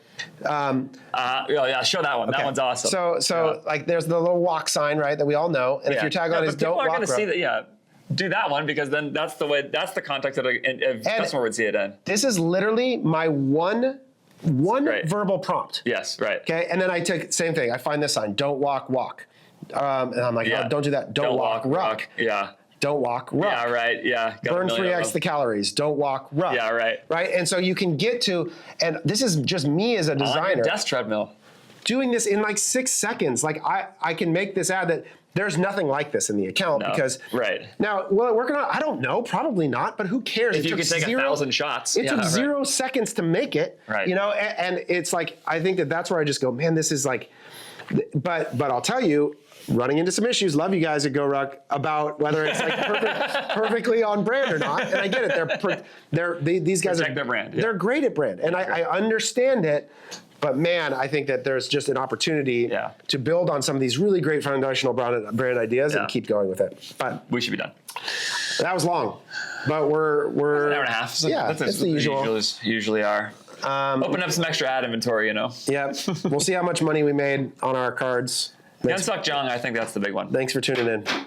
Monster episode as usual. I hope you loved it. Don't forget to follow up with my sponsors at More Staffing by going to morestaffing.co/AF to find the best Filipino talent for e-commerce businesses. INTELLIGEMS to get CRO testing that's actually profit driven. INTELLIGEMS.io with the code Ferris20 to get 20% off with them. And RICHPANEL, save 30% on your customer service help desk software. If you're switching from Zendesk or Gorgeous, and also reduce customer tickets and also make customers happier. Really awesome. Go to richpanel.com. Just get on a call. See if that is right for you. Links for all those are in the show notes as usual. You can email me with any thoughts on this episode, podcast@ajfgrowth.com. Don't forget to subscribe wherever you're watching or listening, of course, to not miss out on any episodes. I have a bunch of great stuff coming up. I really do. I have I have an episode with Chad Carlton to talk about how e-commerce brands can get more out of their 3PL and actually use 3PLs as profit centers and cost savers and not just giant cost centers in their businesses. I'm really excited about that. He runs the 3PL. Got Bill D'Alessandro talking about the sale of Natural Dog, Bear Handlin from Born Primitive doing a Profit Monsters episode. Going to be really good. Subscribe wherever you're watching or listening. And while you're at it, head over to ajfgrowth.com to subscribe to my newsletter. Just drop your email address in the pop-up there or in the footer on the website. You'll get my newsletter, and you'll also get my 4 free essential e-commerce resources, which includes the unit economics calculator doc that I use with my clients, the cohort forecasting doc that I use with my clients, and the ad account weekly performance tracker that I also use with my clients. If you see a theme here, all the stuff that I use, I'm going to give to you for free. I'm also not going to spam you. It's like 1 email per week. Thanks again to Taylor for taking the time. Thanks again to you for watching or listening. Would love any feedback you have. Again, either an email or publicly at Andrew J. Ferris on X. You can find me on LinkedIn as well. Love to hear about it. Thanks so much. I'll talk to you next time.